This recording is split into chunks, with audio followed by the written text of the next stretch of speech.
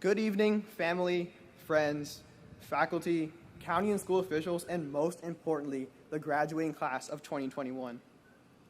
I'm incredibly honored and grateful to be speaking here on your behalf as your valedictorian.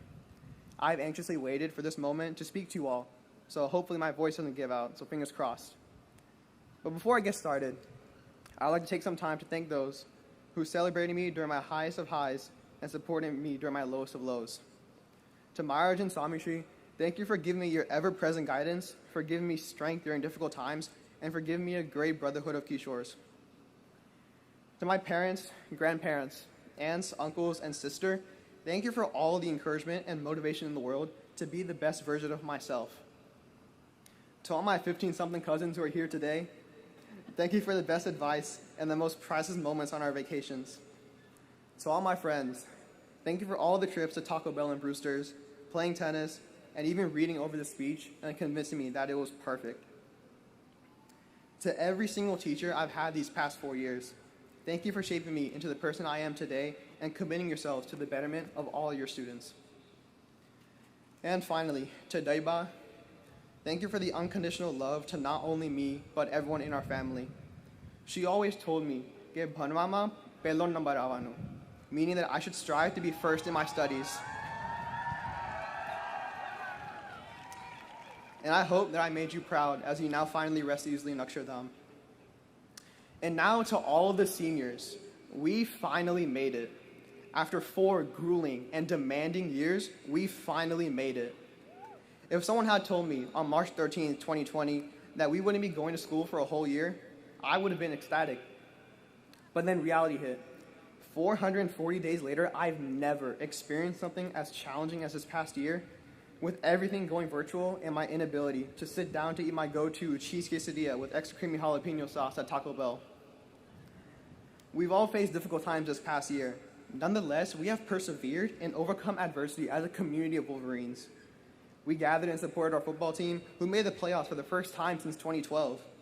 We found other ways to celebrate the homecoming that we so dearly missed out on. And we all succeeded in one of the most difficult college admissions processes, so major props to every single one of you.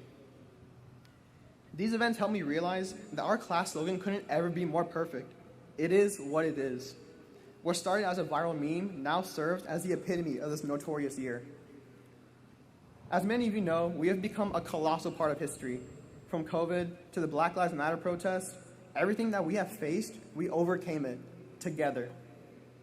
You know, I had always worried about how we as a generation would turn out. But after seeing us gather together in the square to protest the oppression African Americans face nationwide, I had hope. I have hope that when the time comes, we will stand together as one people for what we believe in. I have hope that when we see our neighbors fall, we'll pick them up.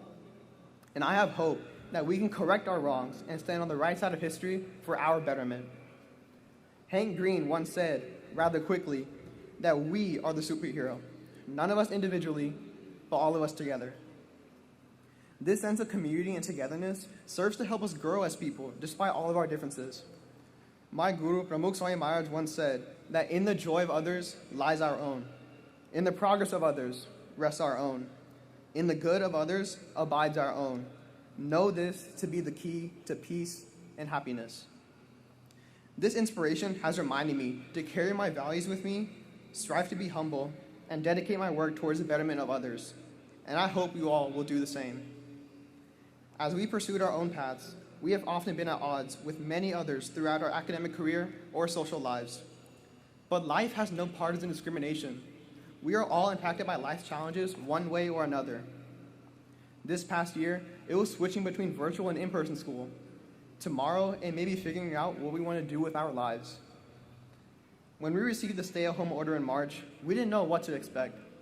After enduring one of the most arduous and burdensome years yet, I can say with utmost certainty that each and every one of your efforts are commendable, and I cannot wait to see how you all will change the world. Amidst the multitude of obstacles we face this year alone, our time at Union Grove has served as great preparation for all facets of life.